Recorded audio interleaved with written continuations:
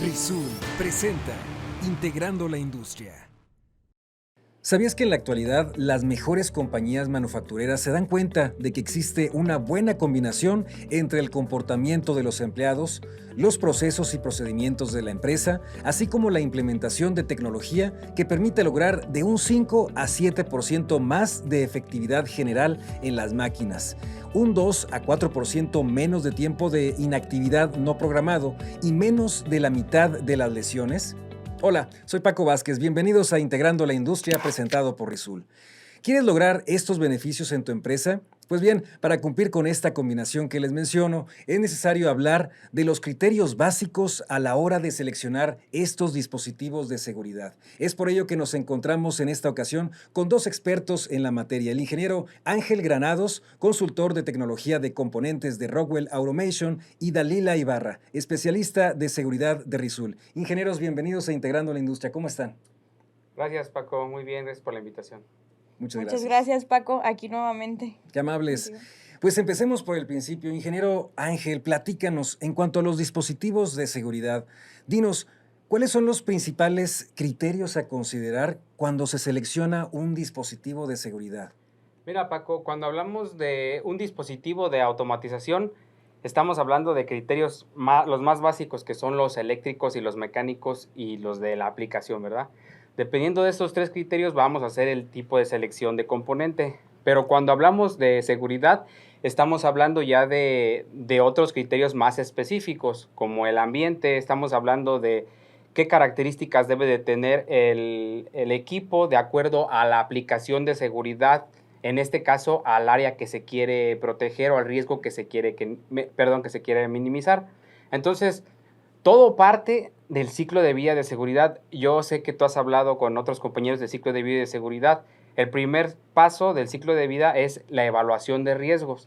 Dentro de la evaluación de riesgos, estamos hablando de la evaluación que le vamos a hacer a una máquina para determinar qué tan peligrosa es y si dentro de su funcionamiento va a dañar a alguna persona. Entonces, dependiendo de ese daño que le haga, vamos a poder determinar cuáles son aquellos equipos para minimizar o eliminar ese riesgo de la fuente principal. ¿Cuál es la fuente del peligro? Pues puede ser un molino que va a, 1800 revoluciones por minuto, una banda que va súper rápido, puede ser una caldera a la que tú estás pasando, que está muy caliente, que no debes pasar por ahí. Esos son los riesgos, y las máquinas, pues es todo lo que hace funcionar al equipo como tal. Entonces, vamos a partir de ahí. Ese es uno de los criterios principales. Estamos hablando de las aplicaciones de seguridad y bueno, de aquí hablamos de resguardos. A ver. Los tipos de resguardos es un resguardo fijo, un resguardo móvil. ¿Qué quiere decir esto? Si la máquina es demasiado peligrosa, tú no puedes seleccionar, por ejemplo, unas cortinas de seguridad, porque la máquina es tan peligrosa y las cortinas no van a poder reaccionar junto con la máquina para detenerse en el momento en el que algún personal se meta al área de peligro. Entonces, de ahí empieza todo. Tenemos que seleccionar un resguardo fijo, una guarda fija y seleccionar otro tipo de elementos. Entonces, de ahí partimos cuando hablamos de los criterios de selección de equipos de seguridad. No sé si quieras complementar con algo, Dalila. Claro que sí, y a esto se refiere al término de jerarquías o métodos, ¿no?, de mitigación de riesgos. Y precisamente, pues esos son los más efectivos, ¿no?, los resguardos. De ahí partimos con los dispositivos, ¿no?, que hay que implementar. Y el Inge mencionó así súper rápido el tema de criterio de aplicación, sobre todo. Uh-huh. Y hay otro término que también me gustaría que se acercaran a lo mejor con nosotros, si no lo conocen, con el especialista o el vendedor para que nos contacten, son los términos ambientales, que estos regularmente o básicamente cuando seleccionan un dispositivo dicen, pues hay que ver el grado de protección, si es compatible contra emisiones de ruido electromagnéticos inclusive. Pero hay algo súper importante en dispositivos de seguridad. Y son dos cosas, Paco. La primera, y te voy a comentar un caso para que me entiendas, ¿no? Mucho mejor. Entonces, hay un dispositivo de seguridad que es un interlock de no contacto, ¿sí? Este se enlaza por un campo electromagnético. Cuando este se enlaza, se cierra el circuito. Lo abrimos, se abre, puedes entrar a la maquinaria de forma segura. Okay. Y lo haces, ¿no? De forma segura.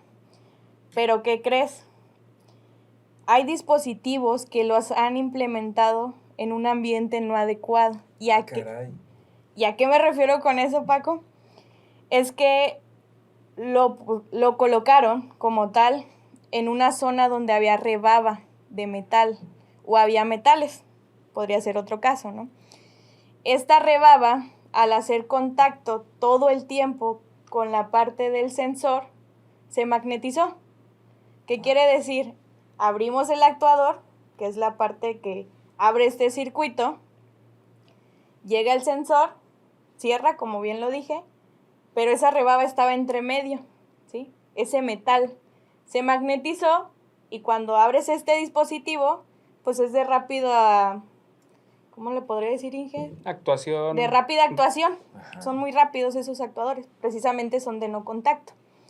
Lo abren y la máquina no se para. Caray. Entonces, ¿a qué me refiero? Pues no lo seleccionaron bien de acuerdo a los criterios ambientales. Por eso es importante hacer una evaluación. De riesgo de todos los momentos en los que vas a interactuar con la máquina. Y en específico. En específico, porque hay diferentes momentos. Está la persona que entra a la limpieza. Está la persona que va y fabrica las piezas, hace una programación. Está la otra persona que hace las pruebas de comisionamiento, por ejemplo. Entonces, para todos esos momentos va a haber funciones de seguridad diferentes. Yo también te quiero dar un ejemplo muy similar al de David, regresando un poquito al tema del ambiente. Tenemos un cliente que tenía una aplicación tipo bobinadora de aluminio. Más o menos necesitaba una cobertura con un escáner de seguridad, no sé, de 200 grados.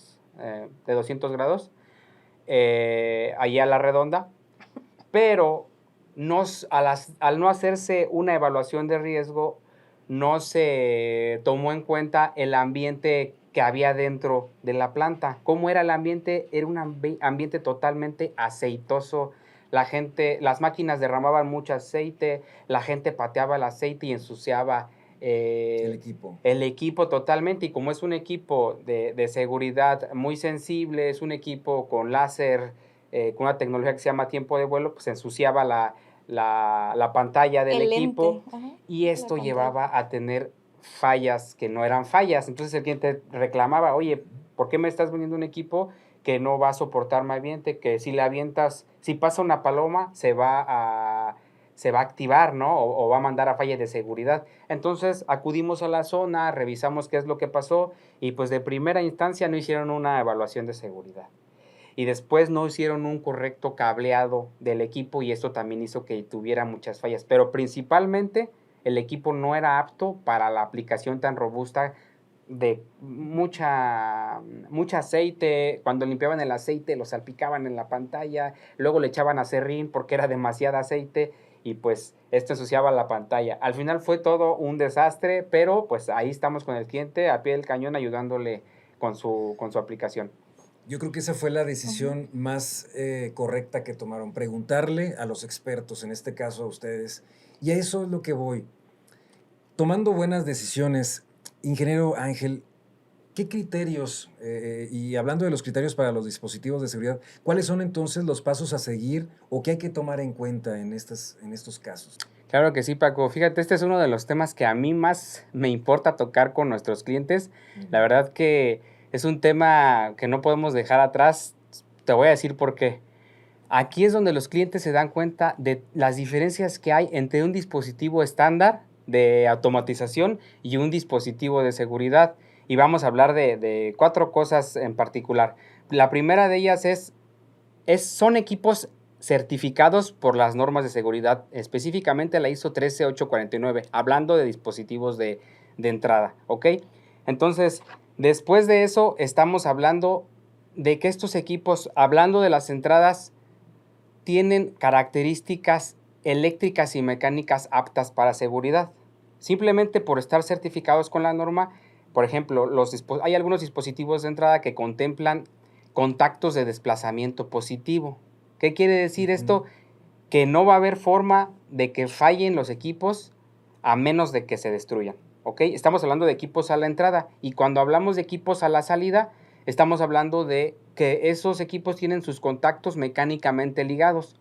¿Qué quiere decir esto? Lo mismo. No va a haber forma de que fallen los equipos hasta que se destruyan o se rompan. Entonces, son conceptos muy generales que tenemos que tomar en cuenta ahora en nuevos términos de seguridad. Olvidé también mencionarte que es muy importante hablar de las 3 equipos que debes de considerar a la hora de una función de seguridad. Estos son entrada de seguridad, lógica de seguridad y salida de seguridad. Si tú no contemplas alguno de estos 3 elementos dentro de tu función de seguridad, haz de cuenta que no tienes nada. Me ha pasado, la verdad, con muchos clientes que llegan y me dicen, oye, Inge, ¿sabe qué? Pues tuve un accidente, hubo una persona que se lastimó la mano. Ingeniero, ¿pero qué es lo que tiene instalado? Vamos a ver, tengo todo de seguridad. Llegamos al sitio, tiene sus cortinas de seguridad, vamos al tablero de control, a donde está un relevador controlando esas cortinas, y resulta que el relevador es un relevador que no es de seguridad. Entonces, ya rompiste esa cadena. Claro. ¿Ok? Entonces, esa es de las otras cosas que hay que tomar en cuenta. Luego, ya cuando hablamos del diseño de la función de seguridad, hablamos de conceptos muy importantes también que son parte de los cálculos para llevarnos al nivel de desempeño requerido, que son cobertura de diagnóstico, que son tiempo medio entre fallas, perdón, y el nivel de performance level o la categoría de cableado que puede cumplir el equipo. Correcto. ¿Ok? Entonces, ya, digamos, para mí lo más importante, y es donde me gusta hablar muchísimo con los clientes, es de las categorías de cableado. Porque en las categorías de cableado es donde el cliente se da cuenta de que no es lo mismo conectar equipos de seguridad a conectar equipos estándar. Incluso hay gente que conecta equipos de seguridad de la forma en que conectas equipos estándar. Entonces, de aquí partimos con las categorías de cableado o las arquitecturas de cableado. Ah, ok.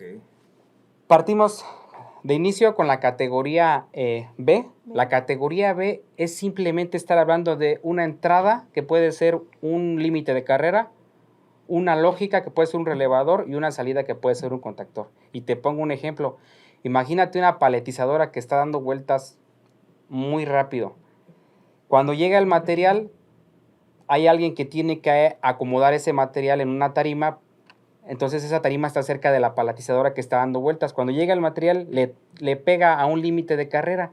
¿Ok? Si ese límite de carrera ejecuta bien su función, se va a parar la paletizadora y no va a haber ningún problema. Va a llegar el usuario a acomodar esa caja en la tarima para que comience a paletizar una nueva tarima. No va a haber problema. Pero como es una categoría de cableado muy básica, lo que va a pasar es que ese equipo, como no es de seguridad, puede fallar. Claro. ¿Y qué va a pasar? Va a llegar el usuario a mover la caja, la paletizadora se va a seguir moviendo y vamos a tener un accidente. Entonces, eso es lo más básico, ¿no? La categoría B. Luego ya viene la categoría 1. La categoría 1 ya nos dice, bueno, pues al menos contempla equipos de seguridad. Una entrada de seguridad que ya mencionamos que debe de tener mecánicamente y eléctricamente y en cumplimiento con las normas. Una lógica de seguridad y una salida de seguridad. Ahí estamos mitigando cierto riesgo. Ya tenemos cierta cobertura contra fallas. Pero llegamos a la siguiente categoría. Aún en esta categoría, en la 1, todavía podemos bypassear esas entradas. ¿Qué significa bypassear? Que yo todavía puedo llegar a la entrada del relevador y hacer un puente y simular que está funcionando el equipo. Aunque mi entrada sea de seguridad, yo la puedo conectar a un relevador y simular que está activada y que no está pasando nada. Entonces todavía no tenemos una cobertura de diagnóstico que es la que me va a demandar mi performance level requerido de acuerdo al diseño. Entonces, ahí tenemos que pasar a la siguiente categoría de cableado. En la categoría o arquitectura 3 de cableado, ya estamos contemplando todos los equipos son de seguridad, que tienes una lógica que está continuamente monitoreando los pulsos de las entradas, los pulsos de las salidas. Tenemos doble salida, tenemos 2 contactores que nos están dando su retroalimentación constantemente al relevador. Entonces, con esto, la cobertura de diagnóstico sigue subiendo. Entonces, es menos probable que haya una falla. El nivel de desempeño que obtuvimos de nuestra evaluación de riesgo nos va a decir qué categoría de cableado tenemos que utilizar. Ahora, tenemos por último la cuarta categoría o la categoría 4. Ya en la categoría 4 estamos hablando de lo mismo, ¿verdad? 2 entradas que son automonitorables, una lógica que está mandando pulsos continuamente a los estados de estas entradas y finalmente a la salida lo mismo, ¿verdad? 2 salidas que están mandando feedback hacia el relevador que le están avisando qué está pasando. Entonces, la cobertura para evitar fallas la cobertura de diagnóstico es del 99%, Paco. O sea, ya casi estás asegurando que en ningún evento que pueda ocurrir dentro de tu máquina va a ocurrir una falla o un accidente. Excelente eso. ¿Cómo ves, ingeniera? Paco, ahí nos faltaría un término más que complementar y sería el tiempo medio entre fallas peligrosas. Y precisamente pues es seguir el ritmo de estos cálculos, ¿no? El Inge ya mencionó, en resumen, arquitectura de alambrado, ¿correcto? Mencionó el nivel de desempeño, que debe ser igual o mayor al del análisis de riesgo. Ese es otro punto súper importante. Y otro nuevo es el cálculo del tiempo medio entre fallas peligrosas. A ver, platícanos de eso. Con me refiero, Paco, a que hay que realizar un cálculo de falla del dispositivo. ¿Cómo se mide? Por ciclos de operaciones si estamos hablando de un dispositivo mecánico, ¿sí? O electromecánico como tal. Pero ya cuando hablamos de dispositivos inteligentes con nivel de desempeños altos o dispositivos como PLC o relevadores programables, el fabricante ya nos los da en años. Pero ojo, cuando hablamos de un nivel de desempeño, tiene que ser igual o mayor al tiempo de años que dice el nivel de desempeño. O sea, es un equilibrio, ¿no?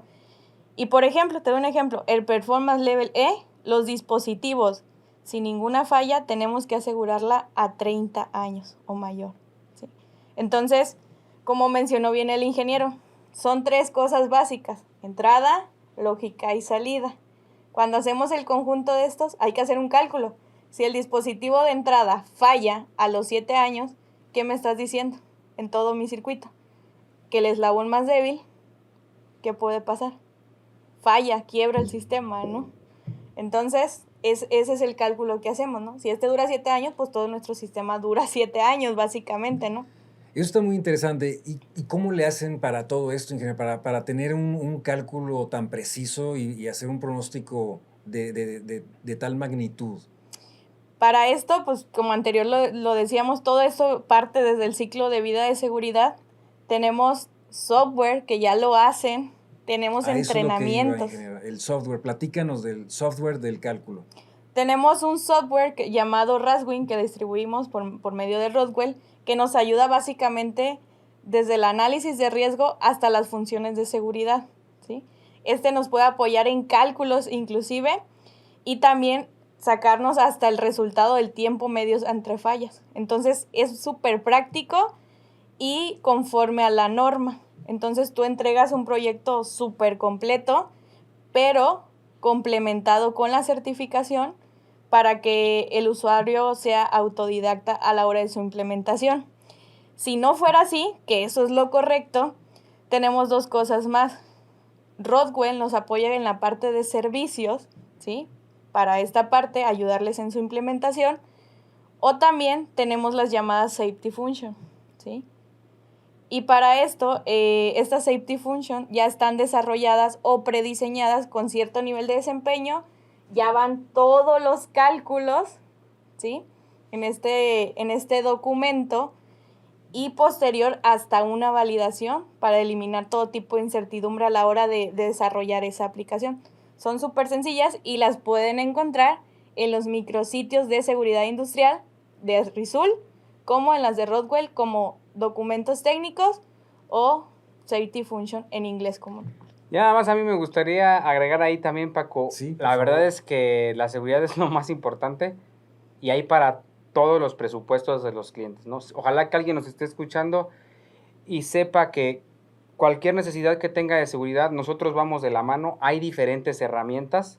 Los cálculos que acabamos de mencionar son muy complejos cuando estamos hablando de máquinas de una sola máquina con diferentes fuentes de peligro, donde tienes que hacer una documentación total.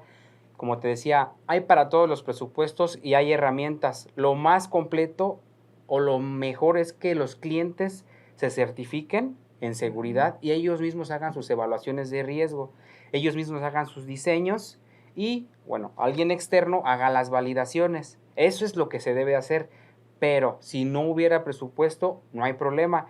Ocupamos las safety functions, que son recursos dentro de la página de Risul y de Rockwell, que les van a servir a los clientes precisamente para guiarlos y que esas máquinas que actualmente no son seguras, pues tengan lo mínimo requerido. Entonces, no están solos, hay muchísimas herramientas y ese era el comentario, Paco. Perfecto. Definitivamente que este dato es bastante útil y muy importante porque de esta manera nuestros amigos de Integrando la Industria pueden estar en contacto con los expertos, ¿no? Pueden agendar incluso consultorías, ¿no? Con ustedes, ¿no? A través del micrositio o de la página de risul.com.mx. Correcto, Paco. Esa herramienta es súper importante que la utilicen porque están los expertos, ¿no? en esa materia. Y no solamente contactas directamente al especialista, sino que el Inge también nos puede ayudar a responderlos y otros más ingenieros que se encuentran en toda la zona Risul, ¿no? Así es. Pues, ingeniero, ¿algo más por último que quieras agregar? Pues sí, un caso de éxito, por ejemplo, que hemos tenido con las consultorías, se han acercado con nosotros clientes que no compran seguridad, que no tienen implementada ninguna iniciativa de seguridad. Afortunadamente se enamoran de la estrategia que nosotros como Rockwell Risul traemos y aún sin presupuesto conseguimos muestras, se las llevamos, se las cableamos de ser posible y les enseñamos cómo funciona la seguridad.